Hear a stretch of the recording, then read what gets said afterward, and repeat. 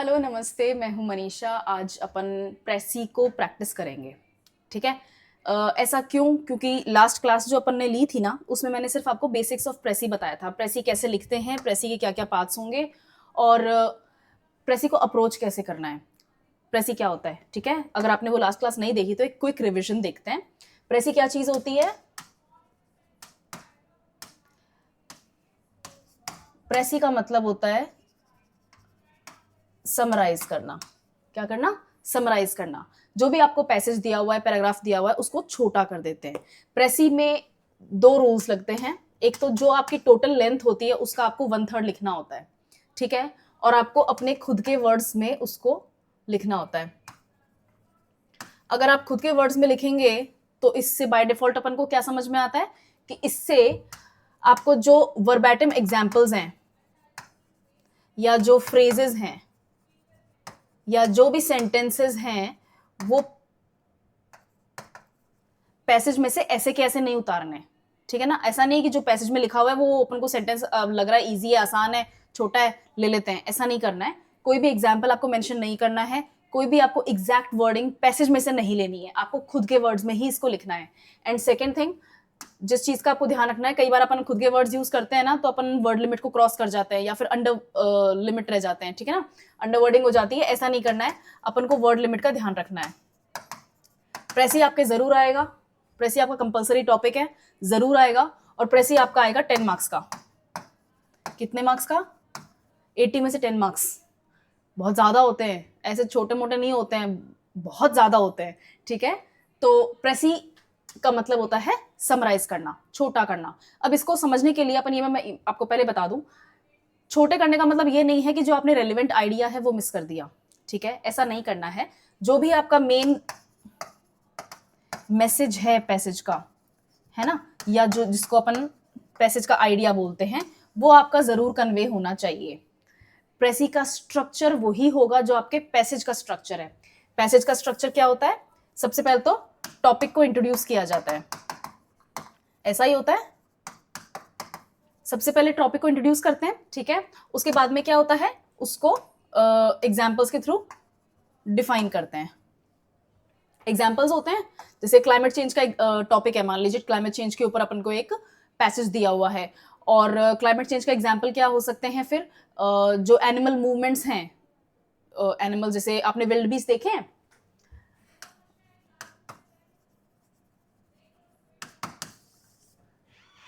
African continent में आपको बहुत ज्यादा ये एनिमल मिलेंगे। ठीक है ना। ये ट्रैवल करते हैं, hundreds and hundreds of kilometres travel करते हैं, लेकिन इनका ट्रैवल करने का टाइम, इनका पैटर्न, इनका रास्ता चेंज हो रहा है। क्यों? क्योंकि क्लाइमेट चेंज हो रहा है। पानी को खोजने के लिए वो और ज्यादा दूर डिस्टेंसेस पे जा रहे हैं, और खाना खोजने के लिए उनको दूसरे डिस्टेंसेस पे जाना पड़ रहा है। तो जो उनका नेचुरल रास्ता है वो डिस्टर्ब हो रहा है। साइबेरियन क्रेन के बारे में सुना है ना? और एग्जाम्पल देखते हैं, है ना। साइबेरियन क्रेन होती हैं राजस्थान में आती हैं बरसातों में, राइट।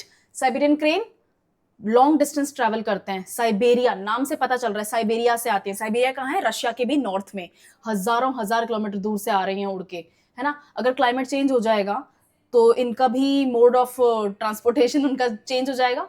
तो ये एग्जाम्पल्स होते हैं। अगर क्लाइमेट चेंज के बारे में आपको पैसेज दिया हुआ है तो इस टाइप के कुछ एग्जाम्पल्स देंगे। ठीक है।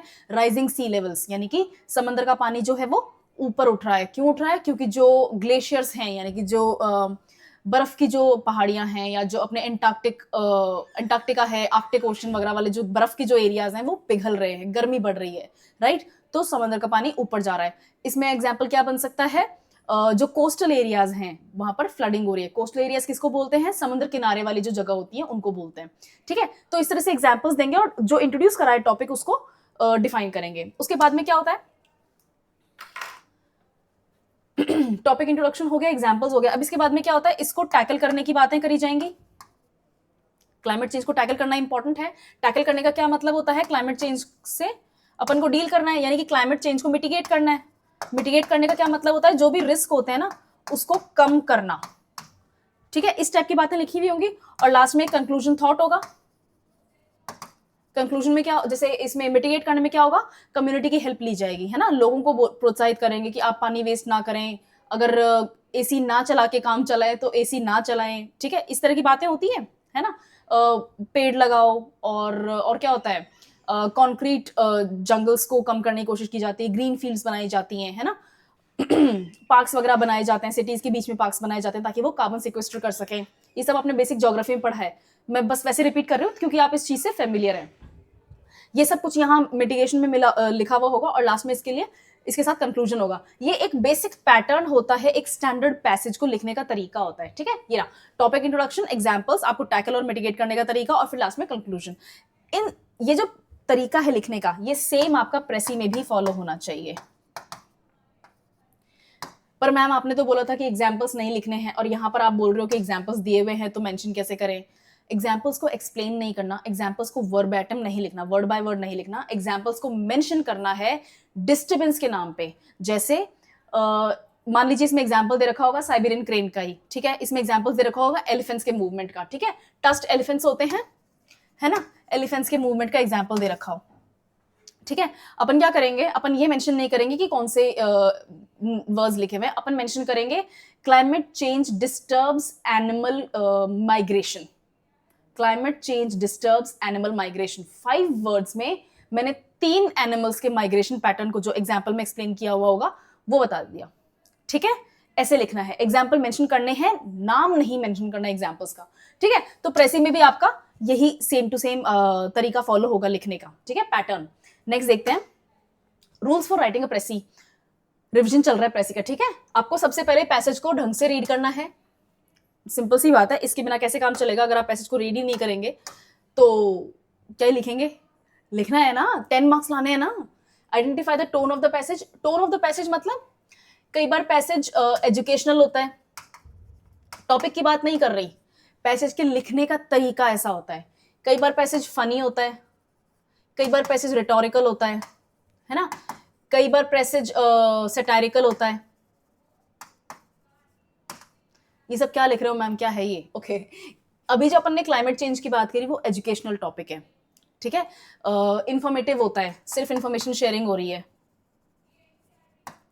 जैसे आपके पास में 2 दिन पहले मैंने इसरो का एक पैसेज शेयर किया था कॉम्प्रिहेंशन में, है ना, राजस्थान के पुष्कर फेयर के बारे में अपन ने पैसेज को हैंडल किया था कॉम्प्रिहेंशन की क्लास में।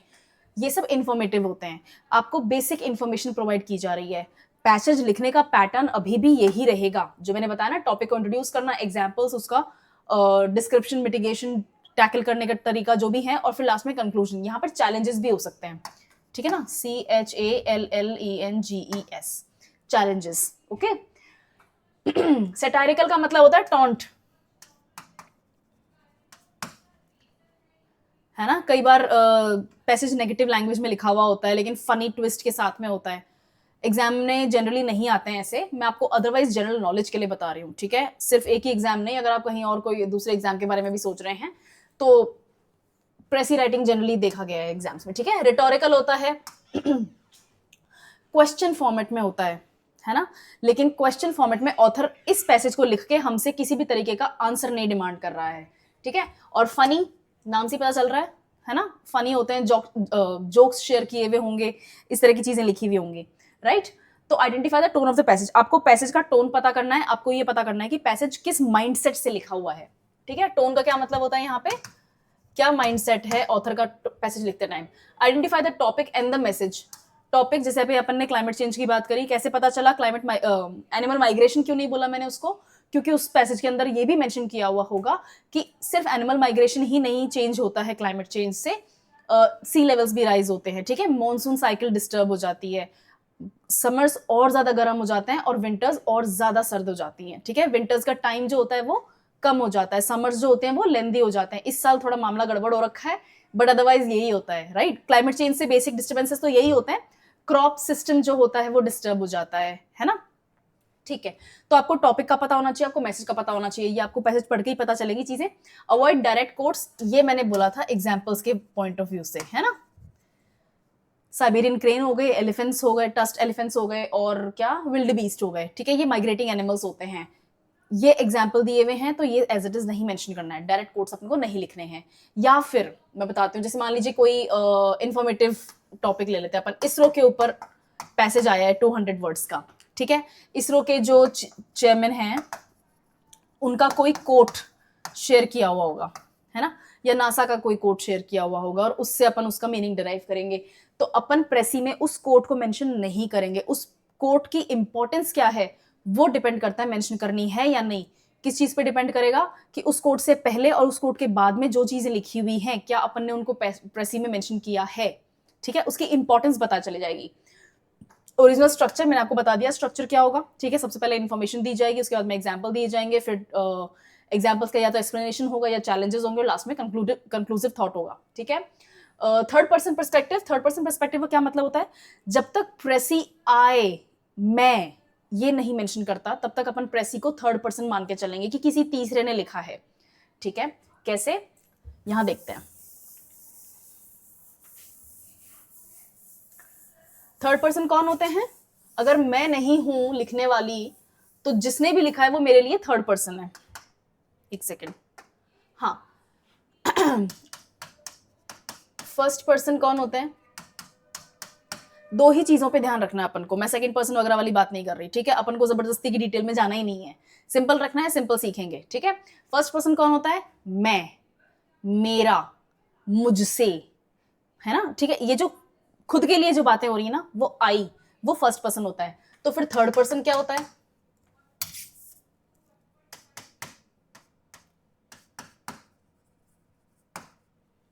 थर्ड पर्सन होते हैं she, he, they, us, we, them, etcetera.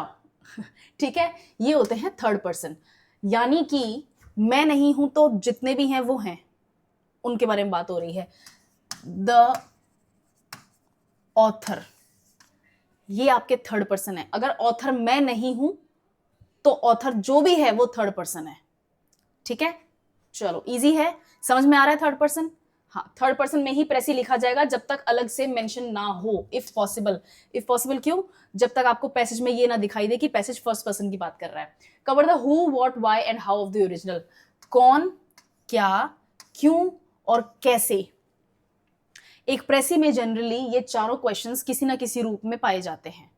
ठीक है, क्वेश्चन फॉर्मेट में नहीं, उस प्रेसी में जो भी लिखा हुआ है वो आंसर इन चारों में से किसी दो, एटलीस्ट 2 से 3 क्वेश्चंस को आंसर कर रहा होगा। कई प्रेसीज में चारों भी होते हैं, वेयर भी होता है, कहाँ, ये भी मेंशन्ड होते हैं। तो आपको ये सब कवर करना है, प्रेसी का टोन और प्रेसी का मैसेज चेंज नहीं करना है। अगर नहीं करेंगे तो इसका मतलब ये सब आएगा, है ना। ठीक है, अवॉइड पर्सनल बायसेस, आपको अपने पर्सनल थॉट्स नहीं शेयर करने हैं। आपके थॉट्स, आपकी ओपिनियंस जब तक पूछे ना जाएं तब तक आपको नहीं बताने। ये प्रेसी में तो कोई नहीं पूछेगा। और कहाँ पूछा जा सकता है, कॉम्प्रिहेंशन में, बाई चांस कोई एक क्वेश्चन आ जाए तो, या फिर आपके इंटरव्यू में इंटरव्यूअर आपसे पूछ लें तो। आपको अपने थॉट्स और ओपिनियंस शेयर नहीं करने हैं। ठीक है, रिवाइज, रिफाइन, प्रूफ रीड, ये आपका लास्ट का काम है। आपने प्रेसी लिख लिया, उसके बाद का काम है रिविजन। ठीक है, और अगर पूछा जा रहा है हेडिंग के लिए तो आप हेडिंग भी देंगे। हेडिंग जनरली 3 to 7 वर्ड्स की ही लिमिट रखें। इससे ज्यादा वर्ड्स अगर हेडिंग में होते हैं तो वो सेंटेंस हो जाता है, वो हेडिंग नहीं होता। ठीक है, चलो नेक्स्ट देखते हैं। एक सैंपल एक्सरसाइज है 120 वर्ड्स की। बहुत सिंपल है, आजकल के जमाने के टॉपिक के हिसाब से है, सोशल मीडिया के ऊपर ये टॉपिक है। इसको एक बार रीड करो।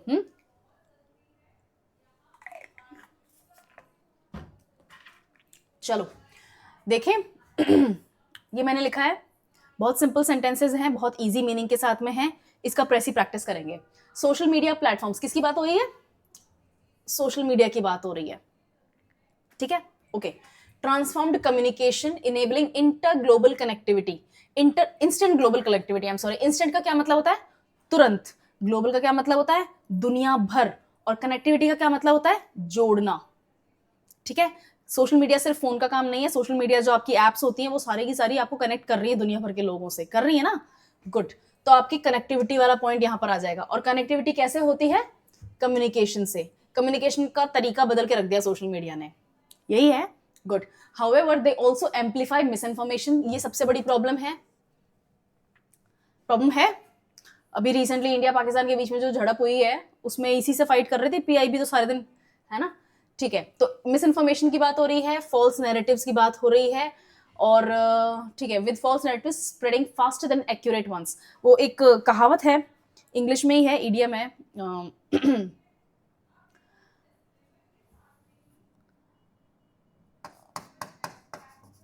Till truth wears its shoes,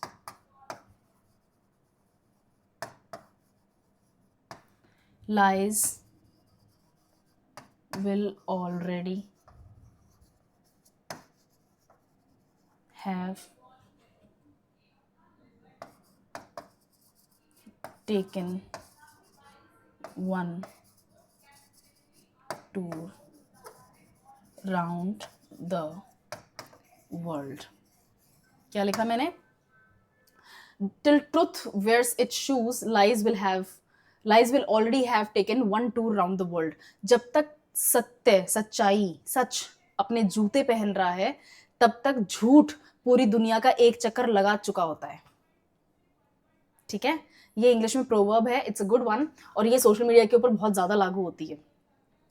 इसकी बात यही हो रही है, यही हुई है. Spreading faster then concrete one. क्या?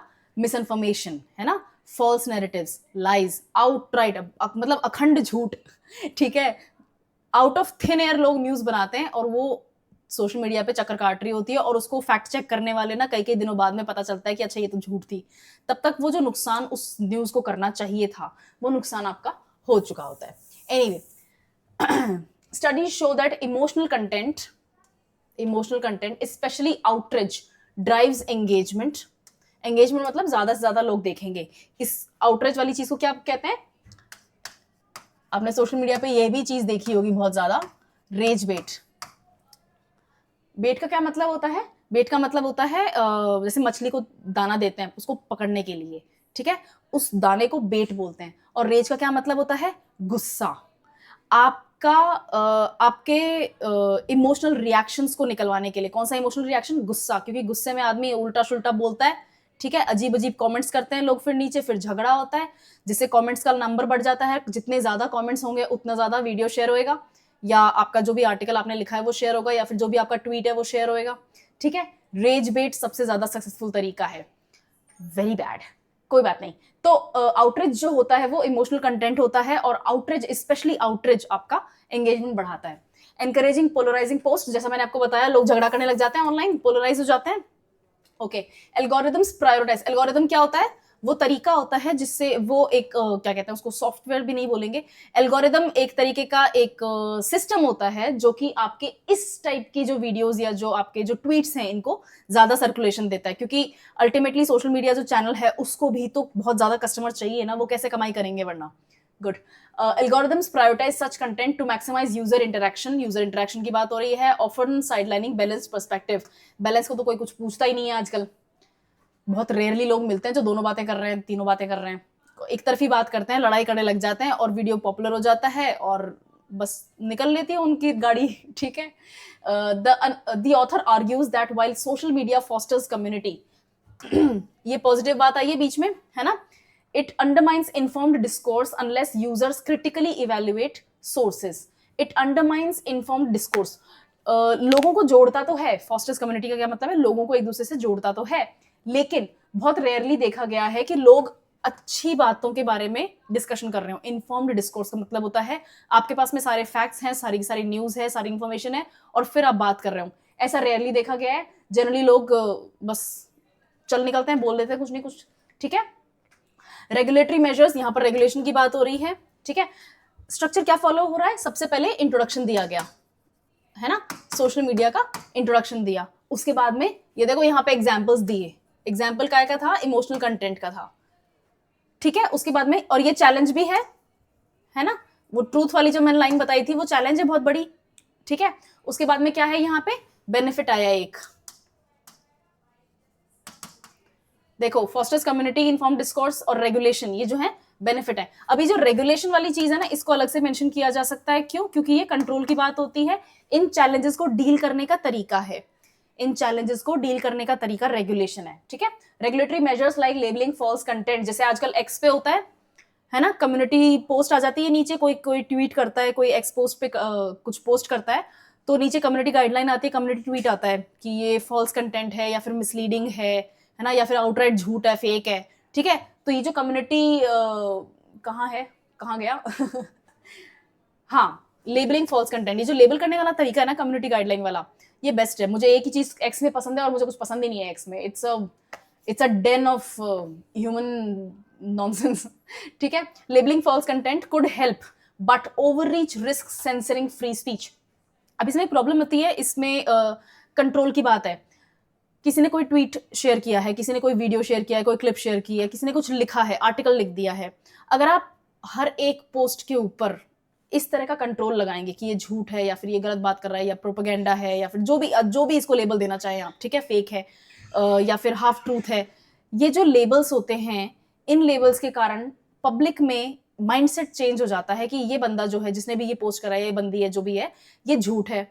तो अगली कोई भी वीडियो या कोई भी पोस्ट उनकी अगर होगी और वो सच भी होगी तो वो झूठ की नजर से देखा जाएगा, क्योंकि वो पहले झूठ बोल चुके हैं। ठीक है। इससे क्या होता है, आपकी जो फ्री स्पीच है उसको सेंसर करने की कोशिश की गई है। आपको चांस ही नहीं दिया रिडीम होने का, उससे पहले आपके व्यूअरशिप लिमिट हो जाएगी। अगर आपकी व्यूअरशिप लिमिट हो जाती है तो फिर आपकी फ्री स्पीच को रोक दिया गया। इसको इनडायरेक्टली देखा जा रहा है। ठीक है। चलो, मुझे उम्मीद है कि मैं समझा पाई इस पॉइंट को। Could help but over reach risk censoring free speech. ठीक है। We are a free society, हमारे यहाँ पर बोलने का अधिकार है अनलेस वायलेंस की बात हो रही हो। आर्टिकल 19 के एक्सेप्शंस क्या हैं आपको पता है ना। ठीक है। The solution lies in educating users to discern credible information and promoting platforms that reward accuracy over sensationalism। आपको लोगों को एजुकेट करना पड़ेगा कि आप ऐसी ही इंफॉर्मेशन शेयर करें जो क्रेडिबल हो और ऐसे ही प्लेटफॉर्म्स को प्रमोट करें जिनके ऊपर एक्यूरेसी को बढ़ावा मिल रहा हो। ठीक है। अगर फालतू की बात लिखी हुई है और उसको बढ़ावा मिल रहा है तो वो पूरा प्लेटफॉर्म गड़बड़ है। ठीक है। वो उस पूरे प्लेटफॉर्म का काम ही यही है। वो सेंसेशनलिज्म क्या होता है, सेंसेशनलिज्म को रिवॉर्ड करने वाली चीज हो जाती है, जो कि हम नहीं चाहते। ठीक है। Ensuring social media serves as a tool for constructive dialogue. Social media का क्या काम होना चाहिए, कंस्ट्रक्टिव डायलॉग होना चाहिए, रेज बेट नहीं होना चाहिए, कंस्ट्रक्टिव डायलॉग होना चाहिए। ठीक है। ये अपने के बेसिक पॉइंट्स है। अब इनको एक बार अपन साइड में लिखते हैं। सॉरी, सोशल मीडिया कम्युनिकेशन के लिए होता है। ठीक है। अब कुछ पॉइंट्स लिखते हैं। सबसे पहले तो सोशल मीडिया की बात हो रही है ना। इसका क्या यूज होता है, कम्युनिकेशन।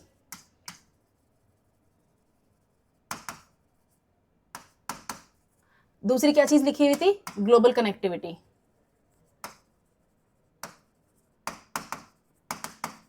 यही लिखा हुआ था, ग्लोबल कनेक्टिविटी। फिर क्या लिखा हुआ था, मिस इन्फॉर्मेशन, फॉल्स नैरेटिव्स। ठीक है। फेक न्यूज एक बात लिख लेते हैं अपन। ठीक है ना, इसमें दोनों चीजें कवर हो जाएंगी। मिस इन्फॉर्मेशन, हाफ इंफॉर्मेशन, है ना।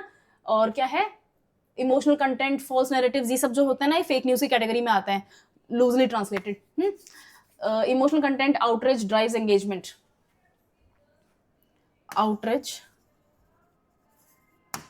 एंगेजमेंट। ठीक है। फिर नेक्स्ट क्या है,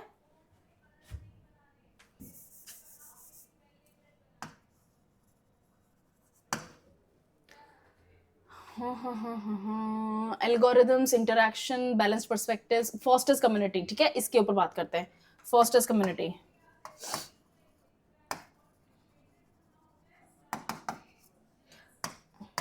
फिर नेक्स्ट क्या है, inform discourse, regulatory measures. Regulatory measures देखते हैं, रेगुलेटरी मेजर्स। ठीक है। नेक्स्ट क्या है, एजुकेटिंग यूजर्स, कंस्ट्रक्टिव डायलॉग।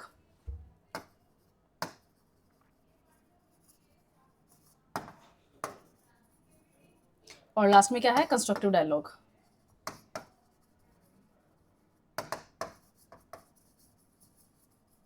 ठीक है, समझ में आ गया। ये सारे पॉइंट्स के ऊपर बात हुई है। पैसेज में बस यही है जो भी है, बाकी सब कुछ तो एक्सप्लेनेशन है। We don't care about the explanation. अब इसका एक प्रेसी लिखते हैं।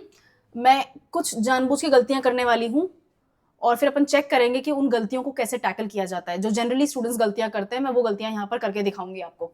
ठीक है। प्रेसी लिखते हैं। चलो, कितने वर्ड्स का था ये, 120 वर्ड्स, यानी कि अपन को प्रेसी 40 वर्ड्स में लिखना है।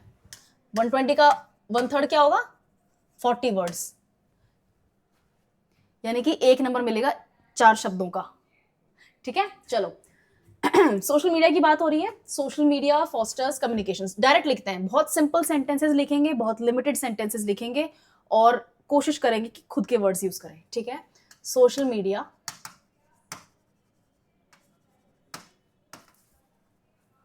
प्रमोट्स करते हैं, जॉइंस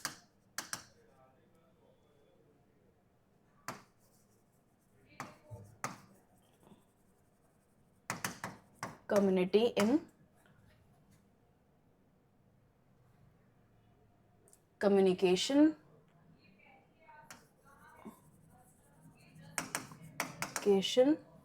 and encourages dialogue, ठीक है। लंबा सेंटेंस ऐसे ही करते हैं, यही तो मिस्टेक हो जाती है, अपन बस लिखते जाते हैं कि अपन सारी बातें लिख दें, कुछ मिस ना कर दें, ठीक है। चलो लिख रहे हैं। फेक न्यूज सबसे बड़ी प्रॉब्लम क्या है अब इसमें, ग्लोबल कम्युनिटी, कम्युनिकेशन और सोशल मीडिया, अपन ने ये तीनों चीजें लिख दी, but there is a problem of fake news and misleading content to attract, बोल अट्रैक्ट कर देते हैं, सेम वर्ड्स ना लिख के, टू प्रॉब्लम, ठीक है, to attract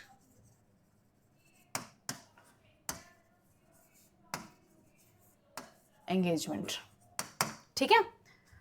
fosters community regulatory measures, fosters community के आसपास कुछ और लिखा हुआ है, इन्फॉर्म डिस्कोर्स, ये लिखा हुआ है ना। चलो ठीक है, बैलेंस पर्सपेक्टिव और एल्गोरिथम वाली लाइन भी लिखते हैं अपन।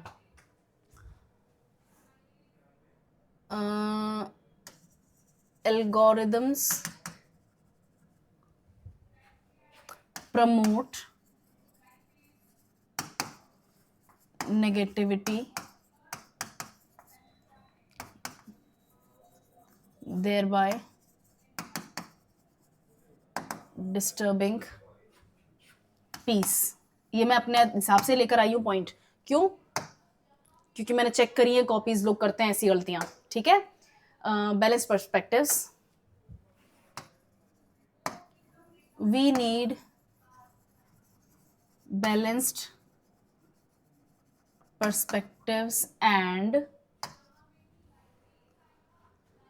इन्फॉर्म्ड डिस्कोर्स, ठीक है।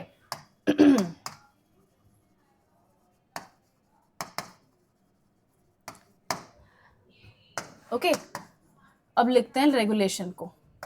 Regulation helps but curtails free speech, ठीक है। फ्री स्पीच वाली लाइन भी लिख दी मैंने, वर्ड लिख दिया ऐसा कैसा, we should support so एक सेकेंड, प्लेटफॉर्म्स, ठीक है, platforms that promote truth over lies, ये लो, ठीक है। कितने वर्ड्स हो गए? 1 2 3 4 5 6 7 7 to 14 15 16 17 18 19 20 21 20, अगर यहाँ तक अगर 20 हो गए तो ये 20 और हो गए होंगे, ये 20, यानी कि मैंने 60 वर्ड्स के आसपास लिख दिया है, मोर और लेस मैंने 60 वर्ड्स लिख दिए। 60 वर्ड्स कितना होता है? 50% होता है। प्रेसी कितना करना था? 1/3 करना था, 40 वर्ड्स पे करना था। तो टेक्निकली देखा जाए तो अब ये गड़बड़ हो गई है, ठीक है। अब अपन देखते हैं कि प्रेसी को एक्चुअली लिखना कैसे चाहिए था, मैंने कहाँ कहाँ पे गलती करी है जो स्टूडेंट्स जनरली करते हैं, और कैसे उन गलतियों को अपन तोड़ सकते हैं। सबसे पहले तो मैंने लिखा है वी, ये रहा ब्लैक, ओके। सबसे पहले तो लिख दी है ये गलती, वी, है ना। थर्ड पर्सन जब आपके कहाँ पे है, हाँ ये रहा, जब आपके पैसेज में ये वर्ड मेंशन्ड है तो अपन वी नहीं लिखेंगे, आई नहीं लिखेंगे, हर, शी, देम, ये सब नहीं लिखेंगे। ये वर्ड मेंशन्ड है, इसका मतलब ऑथर कोई थर्ड पर्सन है, ऑथर स्पेसिफिक पर्सन है जिसके बारे में बात हो रही है, जिसने ये बात करी है, हम उसे मेंशन करेंगे, ठीक है। तो वी वाला पॉइंट सबसे पहले तो गलत हो गया, ठीक है। ऑथर की बात हो रही है। The author argues that social media enhances global connectivity but spreads misinformation. अब मैंने जो ये चीज लिखी है, joins global connectivity in communication, इसकी जरूरत नहीं थी। ग्लोबल कम्युनिटी को ज्वाइन करने का मतलब ही यही है कि कम्युनिकेशन की बात हो रही है, उस वर्ड की जरूरत नहीं थी। हम एक वर्ड वहां से स्लैश कर देंगे, ठीक है। And encourage dialogue, again same point है ना, कोई जरूरत नहीं है। ग्लोबल कनेक्टिविटी, ग्लोबल कम्युनिटी को कनेक्ट करना या ज्वाइन करने का मतलब ही यही है कि लोग आपस में बात कर रहे हैं, डिस्कोर्स कर रहे हैं, डायलॉग कर रहे हैं, तो ये सब की जरूरत नहीं थी। 3 वर्ड्स अपन ने और स्लैश कर दिए। But there is a problem of fake news. अब मैंने इसको यहाँ क्या लिखा है, but spreads misinformation and polarisation due to engagement driven algorithms. 3 point cover हो गए हैं, मिस इन्फॉर्मेशन, पोलराइजेशन और एंगेजमेंट ड्रिवन एल्गोरिथम। अपन ने क्या लिखा है यहाँ पे, fake news, misleading content, engagement, algorithms, ठीक है, प्रमोट नेगेटिविटी, डिस्टर्बिंग पीस। कम से कम नहीं तो 16-17 वर्ड्स हैं। समझ में आ गया क्या हुआ? बट वाला पॉइंट तो मेरा सही था, है ना। मैंने पॉजिटिव बात करी, मैंने मेन बात करी और उसके बाद में मैंने इसका चैलेंज बता दिया, लेकिन मैंने चैलेंज को एक्सप्लेन कर दिया। इतना करने की जरूरत ही नहीं थी। क्या लिखना था सिर्फ अपन को, बट मिस इन्फॉर्मेशन स्प्रेड होती है, पोलराइजेशन होता है, वो जो मैंने डिस्टर्बिंग पीस वाली बात अपने प्रेसी में लिखी है वो, और एंगेजमेंट ड्रिवन एल्गोरिथम। और ये क्यों करते हैं, क्योंकि एल्गोरिथम जो है वो ऐसे ही डिजाइन किए गए हैं, ठीक है। उसके बाद में क्या है, क्रिटिकल यूजर इवैल्यूएशन, ये अपन ने पॉइंट मिस कर दिया, है ना। बताते हूं, education and platforms rewarding accuracy are needed. अपन ने क्या लिखा है, we need balanced perspectives, who cares about that, ठीक है। And informed discourse, informed discourse जो है ये वर्ड सही है। अगर मैं इस वाले पॉइंट की बात करूं तो कहां गया, क्रिटिकल यूजर इवैल्यूएशन, ठीक है। अब क्रिटिकल यूजर इवैल्यूएशन जो है, इन 3 वर्ड से काफी सारी चीजें पता चलती हैं। पहली बात तो ये कि यूजर को एजुकेट कर दिया गया, यूजर को समझा दिया गया कि आप फेक न्यूज या मिस इन्फॉर्मेशन से रियल न्यूज या फिर रियल इन्फॉर्मेशन जो है उसको कैसे सेपरेट करेंगे, ठीक है। क्रिटिकल इनको ये भी बता दिया गया है कि अगर कोई गलत न्यूज शेयर हो रही है तो उस न्यूज को अपन को शेयर नहीं करना है, उस न्यूज को अपन को उसके बारे में डिस्कस नहीं करना है, ताकि उस न्यूज की वहीं डेथ हो जाए, वो फैले नहीं, ठीक है ना, क्योंकि ज्यादा एंगेजमेंट ड्रिवन एल्गोरिथम्स होते हैं, ठीक है। तो इस एक पॉइंट के लिखने से अपन ने बहुत सारे कंक्लूजन्स निकाल लिए। ये वाला पॉइंट अपन का यहाँ पर इन्फॉर्म्ड डिस्कोर्स के ऊपर कवर हो जाता है, लेकिन बैलेंस पर्सपेक्टिव वाले 2 वर्ड्स जो हैं वो जबरदस्ती के ऐड हो गए। अब यहाँ पर इसने क्या लिखा है, रेगुलेशन, ठीक है, प्लेटफॉर्म्स रिवॉर्डिंग एक्यूरेसी। अब ये जो वर्ड्स है ना, ये आपका रेगुलेशन है, ठीक है। Are needed to ensure social media fosters constructive dialogue without undermining informed discourse. और अपन ने क्या लिखा है, regulation helps but curtails free speech. ये मैंने ऐसे कैसा पॉइंट ले लिया, अपन को सेम टू सेम वर्ड्स नहीं उठाने, सेम टू सेम पॉइंट्स नहीं लेने हैं। We should support platforms that promote truth over lies. अब ये वाली जो लाइन है ना, ये यहां कवर हो गई, देखना, अंडरमाइनिंग इन्फॉर्म, ये रहा, है ना, कंस्ट्रक्टिव डायलॉग, ये तो ट्रूथ वाला वर्ड हो गया, है ना। विदाउट अंडरमाइनिंग इन्फॉर्म्ड डिस्कोर्स, ये लाइज वाला पॉइंट हो गया। विदाउट अगर नेगेटिव है, इसका मतलब लाइज वाला पॉइंट हो गया। समझ में आ गया अपन ने क्या मिस्टेक करी। ये 38 वर्ड्स हैं और अपन ने 60 वर्ड्स लिख दिए वहां पे, है ना। ये गलती होती है, अपन रिपीट करते हैं, वर्ड्स का मीनिंग चेंज नहीं होता है, मीनिंग यूजेज चेंज होता है और अपन मेंशन कर देते हैं। ये गलती नहीं करनी है। और देखते हैं इसमें क्या अपन ने क्या मिस्टेक की। अपन ने ओवर एक्सप्लेन किया, अपन ने, देखना, ये वाला पोर्शन ओवर एक्सप्लेन कर दिया, ये पूरा पोर्शन ओवर एक्सप्लेन्ड है ना, जबरदस्ती अपन ने इसको एक्सप्लेन कर दिया। ग्लोबल कम्युनिटी को ज्वाइन करना अपने आप में बताता है कि कम्युनिकेशन हो रहा है और डायलॉग्स को एनकरेज किया जा रहा है। ये भी ओवर एक्सप्लेनेशन का ही पार्ट होता है। गुड, चलो, replace long phrases with short ones. अब ये लास्ट वाला जो सेंटेंस था, सॉरी, ये जो फर्स्ट वाला सेंटेंस था, social media joins global community in communication and encourages dialogue. इतने सारे वर्ड्स को लिखने की बजाय social media enhances global connectivity, ये 5 वर्ड्स इनफ थे, है ना। समझ में आ गया कहां प्रॉब्लम आती है। गुड। अवॉइड रिडंडेंसी, ये रिडंडेंसी आपको एग्जैक्टली फर्स्ट सेंटेंस में देखने को मिलेगी। कहां गई अपनी, ओके, ये रहा। ज्वाइन करने का मतलब क्या है, लोग बातचीत कर रहे हैं, तो कम्युनिकेशन और एनकरेज डायलॉग वाला आपका पॉइंट कवर हो जाएगा। हो गया। है ना। एक ही वर्ड से अपन 3 बार एक्सप्लेन क्यों कर रहे हैं एक ही चीज को, वर्ड लिमिट क्रॉस होती है, कोई सेंस नहीं बनता, ठीक है। रिडंडेंसी का क्या मतलब होता है? रिपीटेशन। रिडंडेंसी का मतलब होता है रिपीटेशन। मोर पंक्चुएशन लेस कंजंक्शन। मोर पंक्चुएशन, सिंपल सी बात है, कंजंक्शन क्या होता है? वर्ड्स होते हैं। कंजंक्शन वो वर्ड्स होते हैं जो दो सेंटेंसेस को ज्वाइन करता है, सेंटेंस 1 और सेंटेंस 2। अब यहां पर कोई वर्ड्स होंगे ज्वाइन करेंगे तो आपका वर्ड लिमिट में काउंट होएगा। पंक्चुएशन आपका वर्ड लिमिट में काउंट नहीं होता है। अगर आपको सेंटेंस ब्रेक करना है और आप चाहते हो कि कंजंक्शन ना यूज करो तो हाइफन यूज करो, है ना, डैश होता है बीच में एक, है ना, या फिर ये सेमीकोलन यूज करो। समझ आ रहा है ना। तो पंक्चुएशन आपको यूज करने हैं। कंबाइन रिलेटेड आइडियाज, ये रिलेटेड आइडियाज अपन ने कहा कंबाइन नहीं किए थे, इसमें कंबाइन नहीं किए। क्रिटिकल यूजर इवैल्यूएशन वाला जो पॉइंट है ना, क्रिटिकल यूजर इवैल्यूएशन वाला पॉइंट अपन ने लास्ट में मेंशन नहीं किया। इधर देखना, we should support platforms that promote truth over lies. Critical user evaluation की जगह अपन को पूरा सेंटेंस लिखना पड़ा, ठीक है। तो अपन को यहाँ पर फ्रेजेस, रिलेटेड आइडियाज को अपन को छोटा करना है, कंबाइन करना है, ठीक है ना। अब इसमें अपन को क्रिटिकल यूजर इवैल्यूएशन में अपन को क्या क्या है, अपन को ऐसे प्लेटफॉर्म्स को प्रमोट नहीं करना है जहां पर इस टाइप की एल्गोरिदम, नेगेटिव एल्गोरिदम प्रमोट करती हो चीज, ठीक है, समझ आ रहा है। और क्या था, अपन को पॉजिटिव या ट्रूथ वाली जो न्यूज होती है उन्हीं को शेयर करना है ना, लाइज को अपन को शेयर नहीं करना है, ठीक है।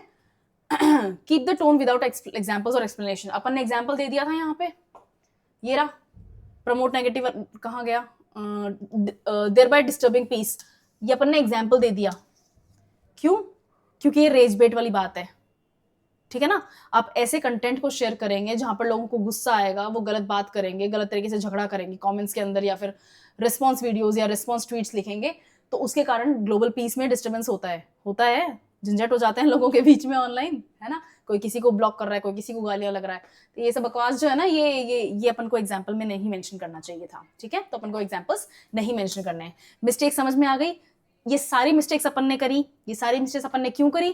क्योंकि ये सारे मिस्टेक्स स्टूडेंट्स करते हैं, ठीक है, ये अपन को नहीं करनी है। और देखते हैं, ये 150 वर्ड्स का एक पैसेज है और ये एआई के ऊपर है। एआई क्या होता है? Artificial intelligence. सब इस चीज को सब जानते हैं, है ना। ये एलएलएम है, लैंग्वेज मॉड्यूल जो होते हैं, ये एआई होता है। Artificial intelligence is revolutionising industries from health care to finance by automating task and enhancing design. Okay, चलो नोट्स बनाते हैं। और इस बार जो अपन गलती करेंगे ना वो कम करेंगे, गलतियां भी करेंगे क्योंकि एक बार में कोई कुछ नहीं सीखता, ठीक है, कम गलतियां करेंगे। एआई जो है वो इंडस्ट्रीज को रेवोल्यूशनाइज कर रहा है, एआई की बात हो रही है, ठीक है। फ्रॉम हेल्थ केयर, अभी हेल्थ केयर क्या है? इंडस्ट्रीज, आपके हॉस्पिटल्स हो गए, आपके मेडिकल स्टाफ की जितने भी शॉप्स हो गई, है ना, आपके सीटी स्कैन वाली शॉप्स होती हैं, एमआरआई वाली जो होती हैं, और क्या क्या होता है मेडिकल में, ड्रग इंडस्ट्री जो होती है, वो सारी की सारी हेल्थ केयर में आती है। फाइनेंस में क्या आता है आपका? बैंकिंग सेक्टर पूरा आ जाता है ना। और आपका मार्केट है जो शेयर मार्केट है, स्टॉक मार्केट जिसको बोलते हैं, वो आ जाएगा आपका, बुलियन मार्केट आ जाएगा, ये सारे फाइनेंस की इंडस्ट्री में आते हैं, ठीक है। चलो, लेंडिंग वाली जो होती हैं, एयू स्मॉल फाइनेंस बैंक, नाम सुना है ना, ये लेंडिंग इंडस्ट्री जो होती है वो सारी सारी फाइनेंस में आती है, इनका सारा काम पैसे से जुड़ा हुआ है डायरेक्ट, ठीक है। Okay, by automating task, AI क्या करता है? ऑटोमेटिक काम करता है। आपको सिर्फ एक उसको प्रॉम्प्ट देना है और वो अपने आप सारे के सारे आपको आंसर्स निकाल के देगा, आपको सारे के सारे आपको प्रॉब्लम सॉल्व करके देगा, ठीक है। एनहांसिंग डिसीजन मेकिंग, एआई आपको डिसीजन मेकिंग में भी हेल्प करता है ना। However it's rapid adaptation raises ethical concerns, ये अपने चैलेंजेस आ गए। अपन ने फर्स्ट लाइन में इंट्रोड्यूस कर दिया, सेकंड लाइन में बेनिफिट बता दिया, और अब थर्ड सेंटेंस में, थर्ड लाइन ही है, इनफैक्ट सेकंड सेंटेंस ही है, इसमें अपन ने चैलेंजेस इंट्रोड्यूस कर दिए। AI systems can perpetuate biases, यहां पर देखा गया है कि वो किसी एक चीज का साइड ले लेते हैं। एआई कैसे काम करता है? लोगों के इनपुट से काम करता है। अगर कुछ लोग, अगर 100 में से 50 लोग एक बात करेंगे, 100 में से 50 के अलावा 30 लोग एक बात करेंगे और 20 लोग एक बात करेंगे, तो 3 तरीके की बातें हो गई। एआई किसको फेवर करेगा? जो 50 लोग एक टॉपिक को बात कर रहे हैं। क्यों? क्योंकि उनका क्या कहते हैं उसको, नंबर ज्यादा है, डेमोक्रेसी की अगर बात करें तो, ठीक है, उनका नंबर ज्यादा है, उनको लोग ज्यादा सुनते हैं, उनकी ज्यादा बात मानी जाती है, ठीक है। तो एआई भी उनको ज्यादा सपोर्ट करेगा। ये एआई का बायस है, ये सबसे बड़ा कंसर्न है। As in hiring algorithms that favour certain demographics, ठीक है, बहुत अच्छी बात है। यहाँ पर रेस की बात हो गई है, रिलीजन के नाम पे हायरिंग हो रही है, कास्ट के नाम पे हायरिंग हो रही है, रेस के नाम पे हायरिंग हो रही है ना, जेंडर के नाम पे हायरिंग हो रही है। ये जो मैंने जितने भी टाइप के आपको बायसेस बताई हैं, ये सारी की सारी कहाँ से आती हैं? ये एआई की बायसेस हैं। एआई में बायसेस कहाँ से आ रही है? लोगों से आ रही हैं। एक माइंडसेट होता है कि यार इस रेस के लोग तो क्रिमिनल माइंडेड होते हैं, मेरे को इस टाइप के रेस के लोगों को काम ही नहीं देना है, ठीक है? तो मैं एआई में ही तो क्योंकि मेरा थॉट ऐसा है तो मेरे बिजनेस का भी थॉट वही होगा। और जब भी कोई मेरे पास में हायरिंग एप्लीकेशन आएगी और पता चल जाएगा कि जिसने भी मेरे को एप्लीकेशन भेजी है वो उस रेस का है जो मुझे नहीं पसंद, तो एआई भी उसको ड्रॉप कर देता है, ठीक है? तो ये बायस है, ये खतरनाक है, मेरिटोक्रेसी के लिए खतरनाक है। अपन ऐसा नहीं चाहते, ठीक है ना? ओके, ये भेदभाव नहीं होना चाहिए। Privacy issues also arise. Privacy issues कैसे हो जाते हैं? डेटा कलेक्शन बिना आपकी परमिशन के हो रहा है और आपकी ट्रांसपेरेंट और एआई जो डेटा कलेक्ट कर रहा है वो ट्रांसपेरेंट नहीं है। अपन कहीं शॉपिंग करने जाते हैं, बिलिंग काउंटर के ऊपर वो फोन नंबर मांगते हैं और फिर पता चलता है 3-4 दिन बाद में उस स्टोर से भी अपन को मैसेजेस आ रहे हैं जिस स्टोर से कभी अपन ने शॉपिंग नहीं करी। तो क्या हुआ? अपना डेटा लीक हो गया, और डेटा लीक हो गया तो किसके पास हुआ? अल्टीमेटली एआई के पास ही जा रहा है। वही हैं जो फिर दूसरी जगहों के ऊपर अपने फोन नंबर को, एड्रेस को, बर्थ डेट्स को, इनको डिस्ट्रीब्यूट कर देते हैं। तो ये क्या है? अपना प्राइवेसी इश्यूज हैं बहुत बड़े, है ना? प्राइवेसी डिस्टर्ब हो रही है अपनी। The author argues that unchecked AI development risks societal harm, citing examples like facial recognition misuse. ये बहुत ज़्यादा बड़ी प्रॉब्लम है आजकल, है ना? आपने गिबली आर्ट देखी है ना? अपनी कोई फोटो आप चैट जीपीटी में लगाते हैं और फिर उसको बोलते हैं कि इसका गिबली बना के दो, तो वो कार्टून बन के आ जाता है।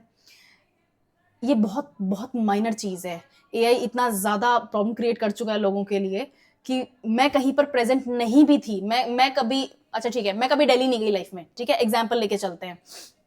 मैंने देखा है वो शहर बहुत पास से, मैं जाना भी नहीं चाहती कभी वहाँ ठीक है, मैं पढ़ी हुई हूँ। खैर, मैं कभी दिल्ली नहीं गई, लेकिन एक ऐसी वीडियो क्रिएट की जा सकती है जिसमें मुझे दिल्ली के खान मार्केट में शॉपिंग करते हुए दिखा दिया जाएगा और मेरे ही घर वालों को, मेरे ही लोगों को, मेरे ही दोस्तों को यकीन भी आ जाएगा। क्यों? क्योंकि वो इतना फाइन तरीके से उस वीडियो को क्रिएट करते हैं। आपका फेशियल रिकॉग्निशन, आपका फिजिकल स्ट्रक्चर, आपकी आवाज, आपका चलने का तरीका, आपका सामान उठाने का तरीका, everything is to the T, perfectly बना रहे हैं। तो ये बहुत खतरनाक है, ये एथिकली रॉन्ग है, ये क्रिमिनल है, क्रूअल है, इट्स क्रूअल, ठीक है? ये सब नहीं होना चाहिए। तो एआई का सबसे बड़ा प्रॉब्लम क्या है? सोसाइटी को हार्म पहुंचाना है। कैसे पहुंचाएंगे सोसाइटी को हार्म? एक एग्जाम्पल दिया है इस एग्जाम्पल के through. To address this, developers must prioritise ethical frameworks, ठीक है? Ensuring fairness and accountability. Accountability का हिंदी में क्या मतलब होता है? जवाबदेही, जवाबदेही, ठीक है? Governments should enforce regulations. अब रेगुलेशंस की बात हो रही है, पहले तो अपन ने डेवलपर्स के ऊपर छोड़ दिया कि भाई तुम ही संभालो तुम्हारे एआई को, तमीज से बनाओ ना इस सिस्टम को कि प्रॉब्लम आए नहीं लोगों को। लेकिन एआई उनके कंट्रोल से या तो बाहर है या फिर वो इंटरेस्टेड ही नहीं है उसको कंट्रोल करने में। तो अब क्या है? अब गवर्नमेंट के ऊपर जिम्मेदारी है कि वो रेगुलेट करें एआई को विदाउट स्टाइफलिंग इन्फॉर्मेशन। स्टाइफलिंग का क्या मतलब होता है? इस शब्द का मतलब होता है गला घोंटना, दम घोंट देना, ठीक है ना? स्टाइफलिंग का मतलब होता है उसको वहीं पर खत्म कर देना, घोंट के, है ना, पिचका के, चिपका के, ठीक है? इनोवेशन, इनोवेशन का क्या मतलब होता है? कोई भी नया आइडिया। तो आप ऐसे रेगुलेशन बनाएं कि एआई इनोवेट भी हो, मतलब उसके अंदर नए नए आइडियाज भी डेवलप हो, लेकिन जिस प्रॉब्लम से लोग गुजर रहे हैं वो प्रॉब्लम भी टैकल हो सके। While public awareness campaigns can empower users to demand responsible AI. Public awareness campaigns, लोग डिमांड करो, people need to start talking about it, है ना? लोग डिमांड करो कि हमें रिस्पॉन्सिबल एआई की जरूरत है, हमें इस तरह का ये नाटकबाजी वाला एआई नहीं चाहिए, हमें अच्छा एआई चाहिए, ठीक है? The author concludes that balancing AI's benefits with ethical considerations is crucial for sustainable progress, है ना? Urging collaboration among stakeholders to create trustworthy systems that serve humanity equitably. यहाँ पर 3 वर्ड्स आ गए हैं इंपॉर्टेंट: सस्टेनेबल प्रोग्रेस, स्टेकहोल्डर्स और trustworthy systems, ठीक है? Sorry, 3 words कहाँ आ गए? सस्टेनेबल प्रोग्रेस के बाद में स्टेक होल्डर्स, ट्रस्टवर्दी सिस्टम्स और ह्यूमैनिटी, ठीक है ना? हमें लोगों के लिए बन रहा है एआई, है ना? लायंस के लिए, टाइगर्स के लिए, चीटास के लिए, इनके लिए तो नहीं बन रहा है, ह्यूमंस के लिए बन रहा है। तो ह्यूमंस को ही सर्व करेगा। ह्यूमंस को कैसे सर्व करेगा? जब एआई की जो फॉल्ट्स हैं उनके अंदर कंट्रोल आएगा। वो कंट्रोल कैसे आएगा? या तो डेवलपर्स खुद लाएंगे या फिर गवर्नमेंट रेगुलेट करेगी। और जब गवर्नमेंट रेगुलेट करेगी तो गवर्नमेंट से कहा क्या जा रहा है कि भाई इतना रेगुलेट मत कर देना कि एआई की जाने निकल जाए यहीं पे, है ना? एआई में इनोवेशंस भी होने चाहिए। और उसके अलावा हम चाहते हैं कि लोग अवेयर हो, पब्लिक अवेयरनेस हो, है ना, पब्लिक अवेयरनेस कैंपेन्स हो कि हम ऐसे एआई को डिमांड करते हैं जो रिस्पॉन्सिबल हो, जो ह्यूमैनिटी को सर्व करे, सस्टेनेबल हो स्टेक होल्डर्स के लिए और ट्रस्टवर्दी हो, हमारी ट्रांसपेरेंसी बनी रहे, हमारी प्रिवेसी बनी रहे। मैंने समराइज कर दिया सारा, ठीक है। इसको देखते हैं, इसका प्रेसी देखते हैं।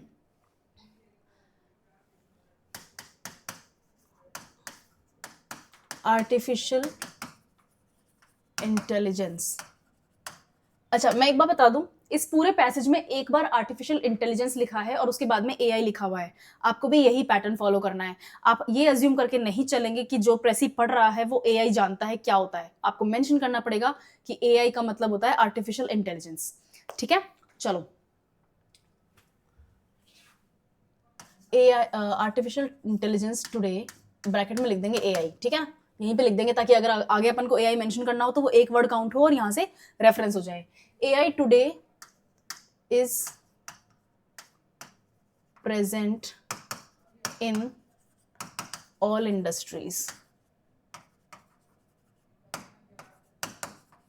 ठीक है। यहां पे मैंने एंड कर दिया। अब मैं इंडस्ट्रीज के एग्जांपल्स नहीं लिख रही, हेल्थ केयर हो गया, फाइनेंस हो गया, ये सब मैं नहीं लिख रही, ठीक है ना। Industries comma as it helps in, words लंबे करने हैं, ठीक है ना। कैसे ऑटोमेटिंग वगैरह हटा देते हैं अपन, डिसीजन मेकिंग हटा देते हैं, ठीक है। डिसीजन मेकिंग मेंशन कर देते हैं सो दैट आप गलती कर सकें अपन, ठीक है। Is present in all industries as helps in input, hiring and other decision making, ठीक है। हो गया, 3 काम मेंशन कर दिए मैंने, एक ही मेंशन था यहाँ पे। There are ethical concerns but there are ethical concerns, किस टाइप के कंसर्न्स हैं? Such as privacy violation and lack of transparency। समझ में आ रहा है मैं क्या कर रही हूं, है ना। गलती कर रही हूं और आप अगर नोटिस कर पा रहे हैं कि मैंने गलती कर दी है, अभी तक मैंने 2 गलतियां कर दी हैं, अगर आप नोटिस कर पा रहे हैं तो इसका मतलब प्रेसी आपको आ रहा है, ठीक है। नहीं नोटिस कर पा रहे हैं, अपन और देखेंगे अभी, ठीक है। मैंने प्राइवेसी इश्यूज लिख लिया, मैंने ट्रांसपेरेंसी वाली पॉइंट लिख दिया, और फेशियल रिकॉग्निशन अपन नहीं लिखेंगे, कहीं ना कहीं तो सही भी काम करेंगे। सोसाइटल हार्म लिख देंगे, ठीक है। एथिकल फ्रेमवर्क की बात करते हैं, चलो। The author demands ethical AI from, किन से डिमांड कर रहे हैं ऑथर एथिकल एआई? डेवलपर्स से, है ना। The author demands ethical AI from developers, regulations from government,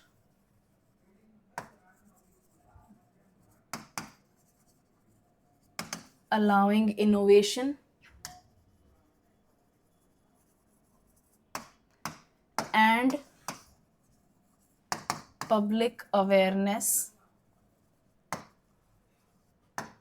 regarding the matter,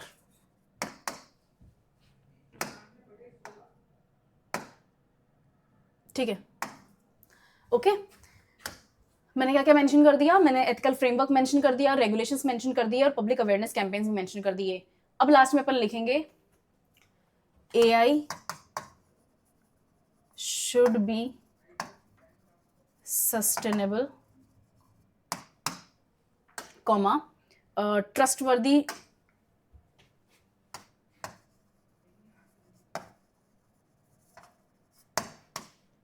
and helpful to all humanity, serving its stakeholders। ये लो, word limit cross हो गई। आर्टिफिशियल इंटेलिजेंस 1 2 3 4 5 6 7 8 9 10 11 12 13 14 15 16 17 18 19 20 मान के चलें तो 20 40 60 70 66 वर्ड्स के आसपास हो जाएंगे, 65 66 वर्ड्स हो जाने चाहिए। ठीक है, इसको देखते हैं कितने वर्ड्स कर दिए, 65 मान लेते हैं, 65 वर्ड्स हो गए मान लेते हैं। ठीक है, 150 वर्ड्स के पैसेज में कितना प्रेसी होना चाहिए था, 50 वर्ड्स का प्रेसी होना चाहिए था। वर्ड लिमिट क्रॉस हो गई, क्रॉस हो गई ना। अब इसका आंसर चेक करते हैं कि अपन ने कहां कहां गलती करी। AI revolutionizes industries but raises ethical concerns। अब ये है, और अपन ने क्या किया है, artificial intelligence AI today is present in all industries as it helps in input hiring and other decision making। 3 words की जगह एक पूरा सेंटेंस है, वो भी कॉम्प्लेक्स सेंटेंस है, लंबा सेंटेंस है, यूजलेस हो गया। ठीक है, अब देखते हैं बट एथिकल कंसर्न्स की बात आ रही है। But raises ethical concerns, but यहां से स्टार्ट हो गया, एथिकल कंसर्न्स आ गए हैं, like bias, privacy violations and non transparent data use. Bias मैंने यहां मेंशन कर दिया हायरिंग में। ठीक है, एक सेकेंड, हाँ मैंने हायरिंग में बायस मेंशन कर दिया, बट लेकिन ठीक है ना, but there are ethical concerns such as privacy violations and lack of transparency. ये सेंटेंस अपना अच्छा है, फर्स्ट वाला सेंटेंस अपना अच्छा नहीं है। ठीक है, सेकंड सेंटेंस अपना अच्छा है। The author argues for ethical frameworks, author mention किया है। अब की बार अपन ने भी ध्यान दिया कि अपन को ऑथर मेंशन करना है, ये देखो किया है ना, ध्यान रखा। ठीक है, argues for ethical frameworks, ethical framework की बात हो रही है। ऑथर चाहते हैं कि एथिकल फ्रेमवर्क हो, रेगुलेशंस हो और पब्लिक अवेयरनेस हो, ताकि एक रेस्पॉन्सिबल AI क्रिएट किया जा सके। अपन ने भी ऐसा ही कुछ लिखा है, the author demands ethical AI from developers. अब ये जो वर्ड्स है ना, फ्रॉम डेवलपर्स, ये 2 वर्ड्स अपने एक्स्ट्रा हो गए। Regulations yes, but from government अपना एक्स्ट्रा हो गया, अलाउइंग इनोवेशन एक्स्ट्रा हो गया।